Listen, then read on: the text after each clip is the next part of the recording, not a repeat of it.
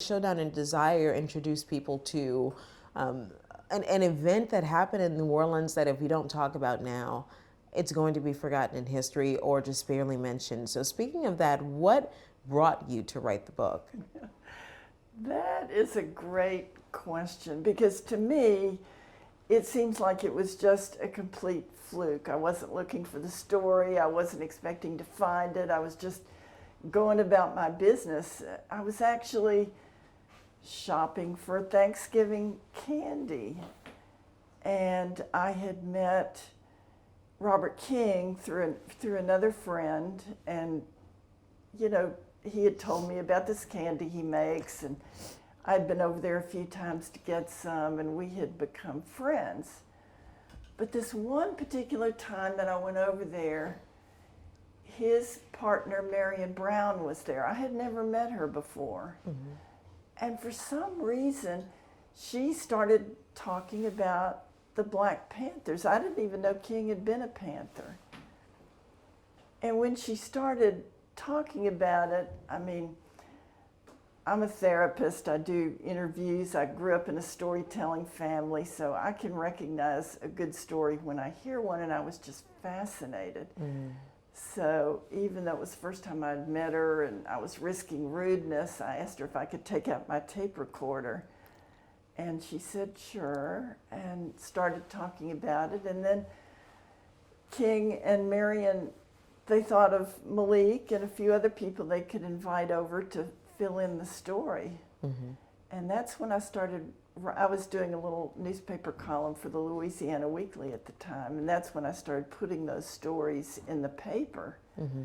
And that's actually how Bob Tucker called. He saw one of those stories, and he said, well, I can tell you some other things about that story if you want to hear it. I said, I'd love to hear it. Mm-hmm.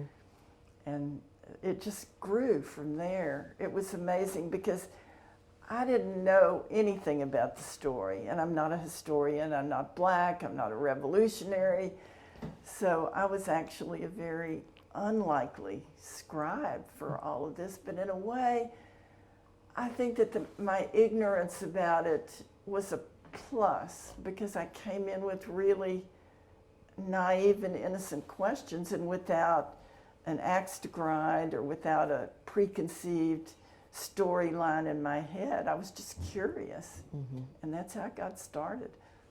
Around that time, where were you in 1970? Were you writing at that time? Were you here in New Orleans? I was here in New Orleans. I was 24 years old. I was teaching school. I had just lost my eye to cancer. Mm-hmm. I was pretty wrapped up in, I was newly married. I was pretty wrapped up in myself. Yeah. And not political at the time, and not even aware. And it's still, as I wrote this story, I thought, how is this possible? I don't even remember hearing about it on the news. Or during that time? During that time, I was right here. Wow. And it just didn't touch me. It didn't faze me. I didn't know about it. Mm-hmm. So the fact that it didn't faze you then when it was happening, and mm-hmm. it was a major event. Right. You know, what does that say about it 50 years later? Well, one thing it says, which is so obvious, is that in New Orleans and probably everywhere, the white world and the Black world were so different. Mm-hmm. And maybe even the political world and the business world. I mean, I wasn't connected to any of that. I was just, going to school, teaching, trying to get pregnant, worried about dying, those things. So this is, it really shows how if it doesn't directly affect you, then you're oblivious to the issues, not only of racism and justice and inequality, but of what was happening in the Desire community. Right. So was that a draw to you, listening to these people talk about what was happening into the community? Because what was very interesting about your book was going back and just discovering more about what was happening in this community that made the Panthers so attracted to it. So what did you learn from that? Well, absolutely. It was, I mean, to me, the draw was to be brought into a world that was completely foreign to me. And I mean, I don't pretend to be objective in my book or about the Panthers. I met them first, I heard the story from them first, and I absolutely fell in love with them. I certainly didn't, couldn't identify completely, but and to this day, I so much admire them. I mean, they were teenagers at the time, and they had everything against them. And they brought people together, and the principles that sustained them then have continued to sustain them through the years. You'll see when you talk to them. That's what's still important to them. It's almost like a religion, except it's not a religion. So during that time, we spoke with Moon Landrieu recently. I asked him to describe, this was at the beginning of his administration when this all happened. He was only a few months into office. Right.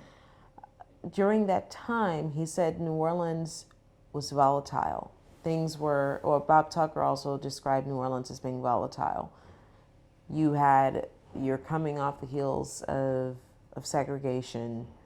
You have Moon Landrieu who's coming in who wants to integrate the city, not just politically, but socially. And you had a president at the time who had labeled the Black Panther Party as terrorist, as a terrorist organization, public enemy in the country. What were your thoughts on the Panther Party, or did you even know anything about the Panthers back then? I did not. Really? I mean, I'd heard of them, and I guess I had sort of the stereotypical images of black men with guns and berets and violence and anti-police. But it didn't impact me enough to even arouse an emotion. I wasn't afraid. I wasn't even curious, which is amazing to me. Yeah. At that time. It's really interesting because we're seeing what's happening in America with riots, with the protests that are happening, and seeing some people who are in a part of this country who initially were not impacted, and now they're forced to be impacted, forced to see this is happening to us, this is what's going on.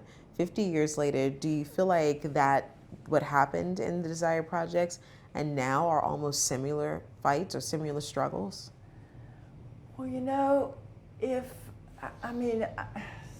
this is probably rose-colored glasses, but I do think that the pandemic, in a way, has made us more aware that whatever happens to anybody is happening to all of us.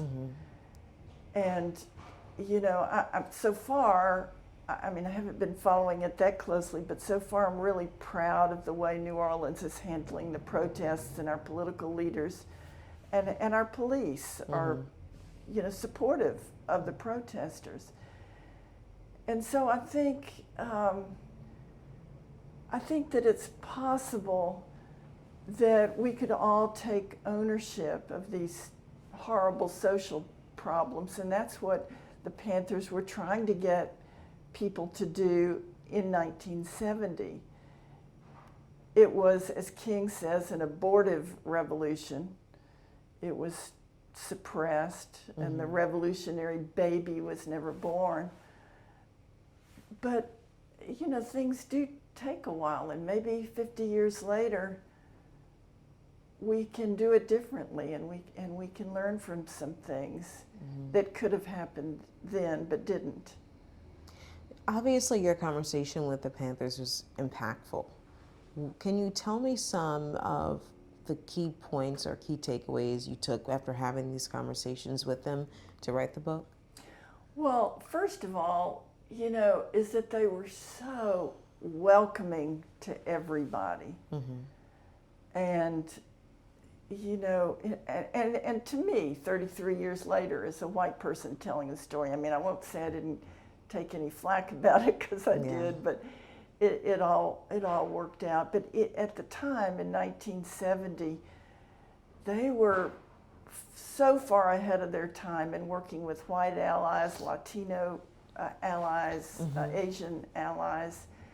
And in New Orleans, I know that we think we do everything differently here, but the women Panthers amazed me. They were sort of the backbone, and they were completely respected and given equal duties and equal obligations and equal honors by the black brothers back then. Now, that didn't happen across the nation, but it really struck me here, you know, that they were so far ahead of their time in terms of gender relationships. Tell me, out of all of the men you've interviewed, Malik, Mr. King, Mr. Woodfox, out of all of the Panthers you've interviewed, is there anyone that really stood out to you? Oh, they all stand out. Everyone. I mean, and the funny thing is, when you called me about doing this interview, I thought, well, you know, I was so sick of the book in 2009, because you know how it is when you edit things over and over and over again, that I'd better go back and read it. So I did. Last weekend, I just went back and reread my book. And I mean, each and every one, you know, were just, I mean, it was, not only are they amazing and their stories amazing, but the fact that they would confide in me and tell me all that stuff. I mean, don't you think that's pretty remarkable? Yeah. I mean, how did that happen? So I couldn't even pick and choose, and they're all so different. But they've all, you know, I'm friends with all of them to this day. I mean, we really bonded as we did this project together. And making the phone calls to some of the Panthers, to some of the people who are involved in this, sometimes people are very apprehensive to talk about something of this nature and to talk about it 50 years later. Some people. This is not the case. Outside of one person, I have not had trouble having anyone willing to speak to me. Where does that eagerness come from for them to want to share this story so much? Well, and here, maybe I can take a little bit of credit, because I think putting the book and the forum out there in a positive light has freed them up to some extent, not to worry about being misinterpreted, misrepresented, vilified. You know, because when I first talked to Moon Landrieu, his daughter Mary was a senator. And I mean, I did send him the whole book before I published it, but when he really went back and read it, he said, oh my gosh, you've got to change this. They'll say I'm defending terrorists. And I said, well, it's too late to change it, but I can put in an extra, you know, sentence here or something like that.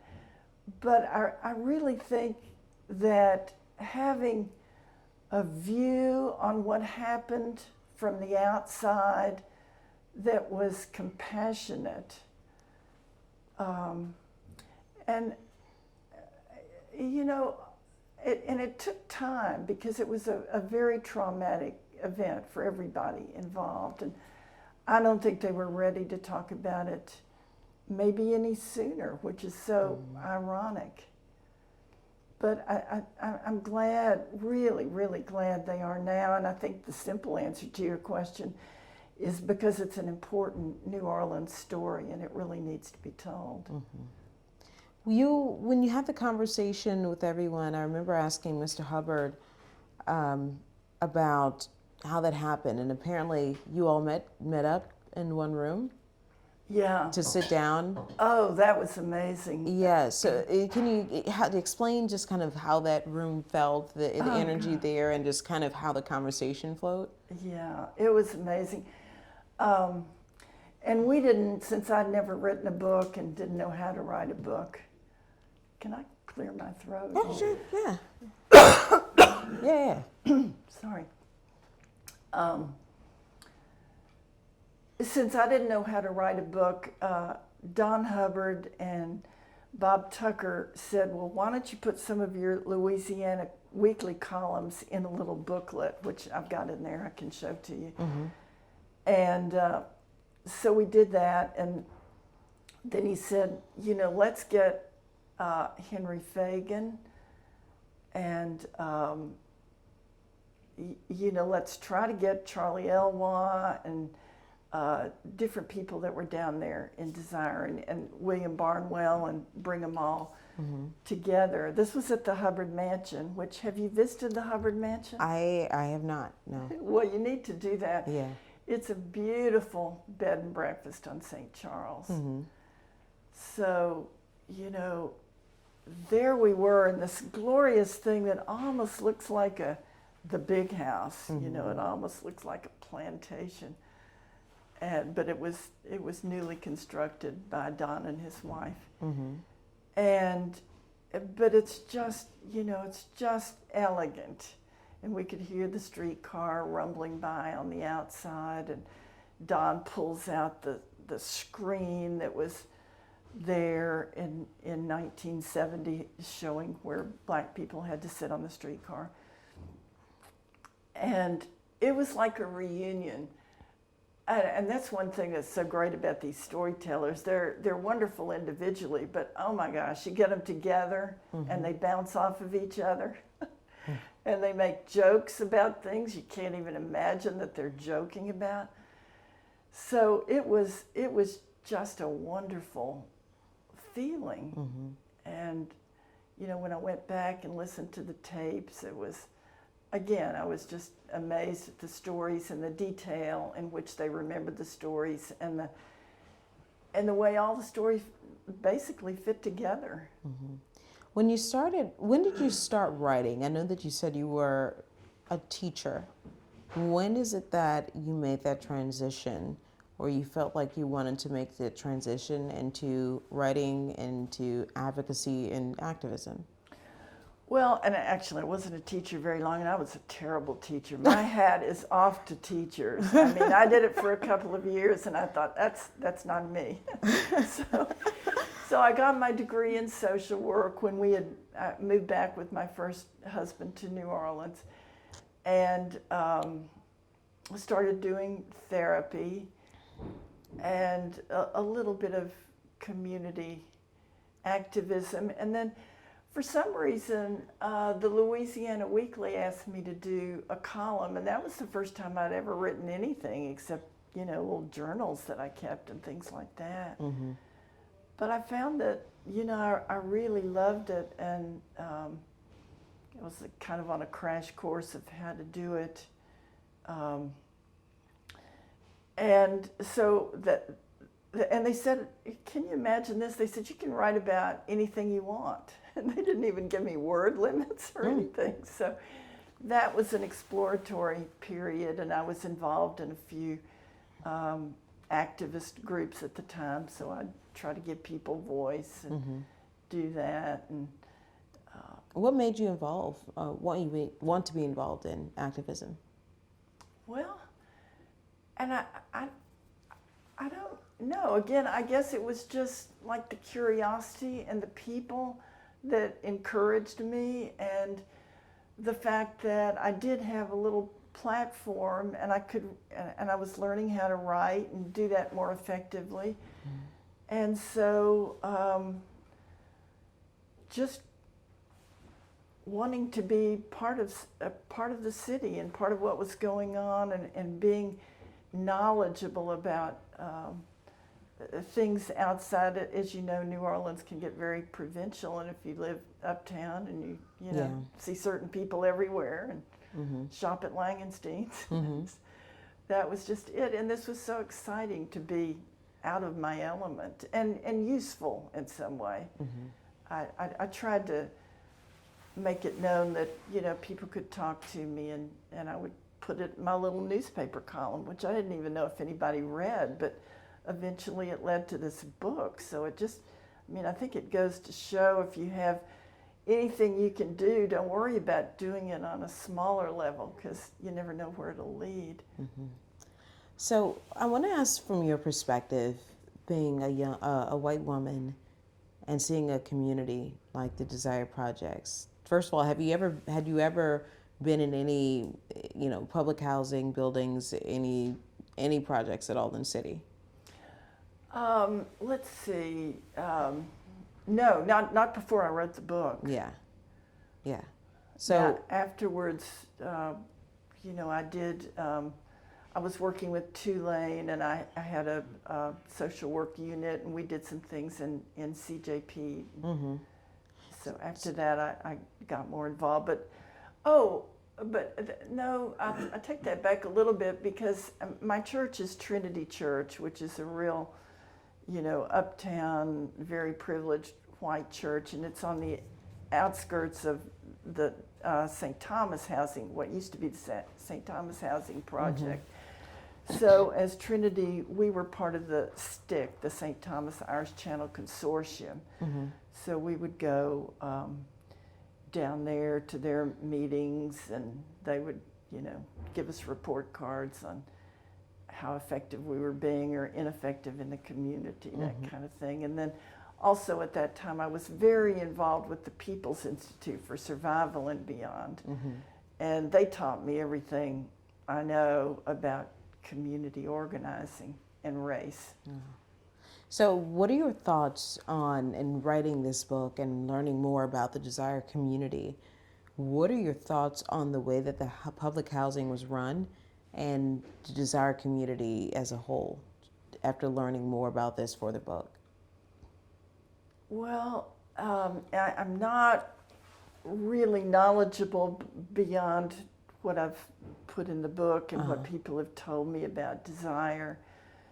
But my general impression is that public housing has been pretty much of a disaster here all along. I don't know how it is currently, but especially then, it was pretty awful. And Desire was pretty isolated and designed to be that way. Why is that? And I know you mentioned it in the book, but just wanted to get it on camera. Yeah. These were people that really didn't count. I mean, this is exactly what the protests are about today, right? So I don't know that much has changed. It was just a little bit more obvious then, and city officials didn't hesitate to speak about it. I think it was, racism and all sorts of systemic evils. Mm-hmm.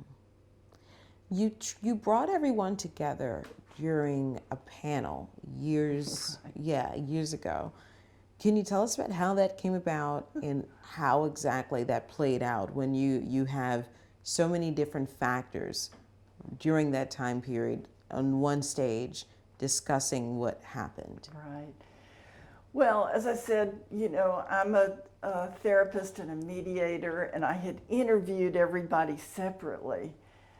And of course, what occurred to me was, well, everybody needs to hear each other's stories. They fit together, and there could be some healing and some understanding. But almost everybody told me at the time, especially the black people that were involved in the shootout, they said, no, this is not a good idea. You don't understand. We were trying to kill each other.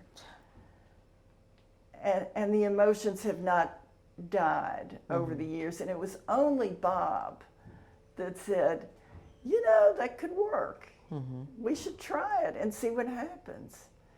And so we put together this little organizing committee, and we would meet, like every week at Ashe Community Arts Center.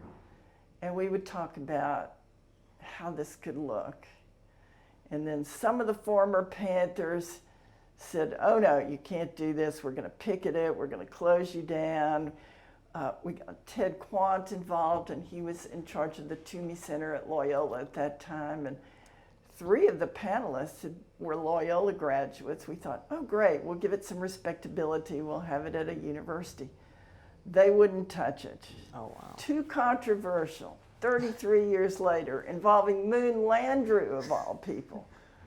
Too controversial.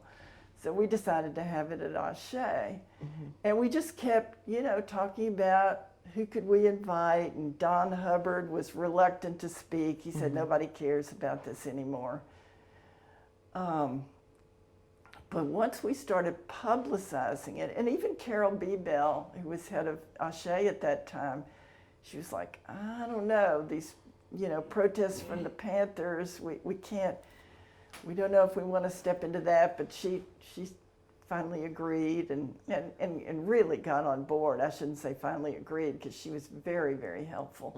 And so was Douglas Redd, her partner at that time, who's passed on since then. And so we just started putting the word out there and advertising it, and then it just blew up. I mean, people were coming from all over, and I knew that Ted would be a very good moderator, and I knew that we need that. And some Panther scholars came from out of town. They heard about it,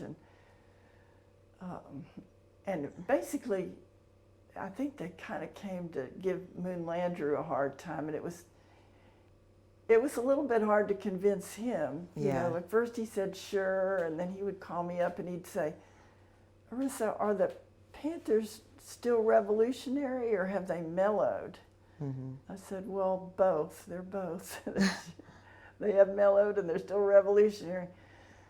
And then, he decided to do it, and my hat was off to him that night because he was on the hot seat, but he was very gracious, and I knew Malik would be, and I knew Bob would be. Yeah. And,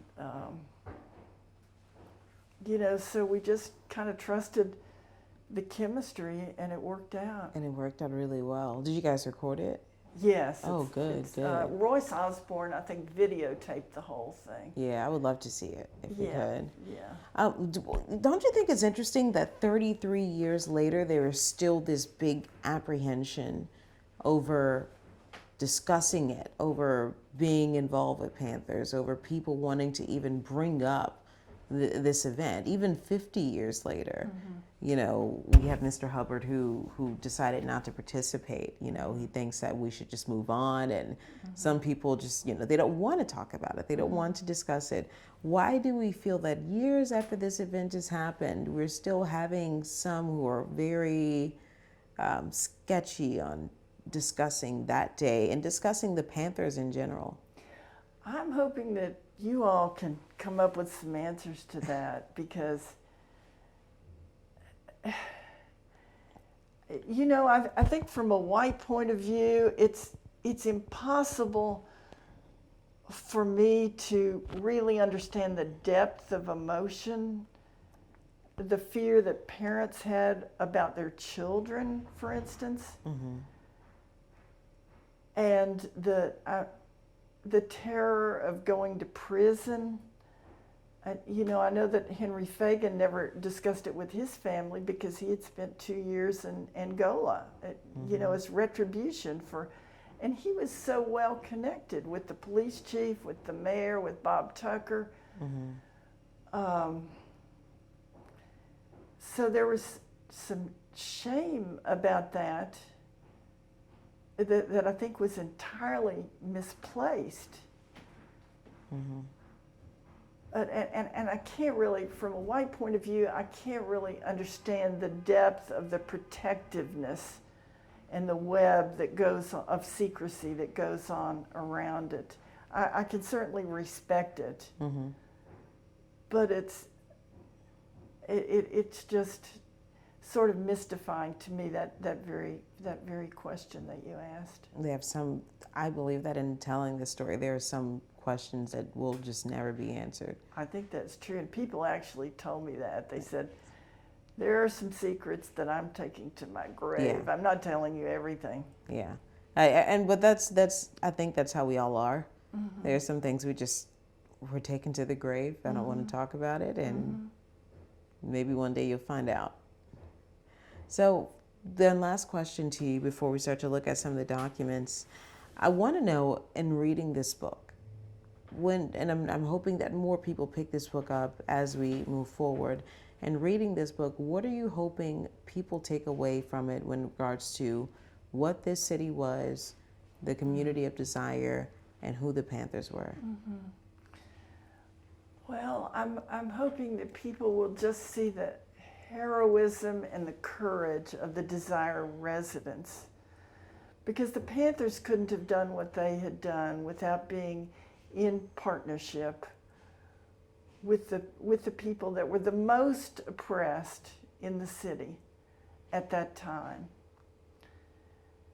And then seeing how the white allies could be useful in certain ways at that time, and I think we've kind of lost sight of that.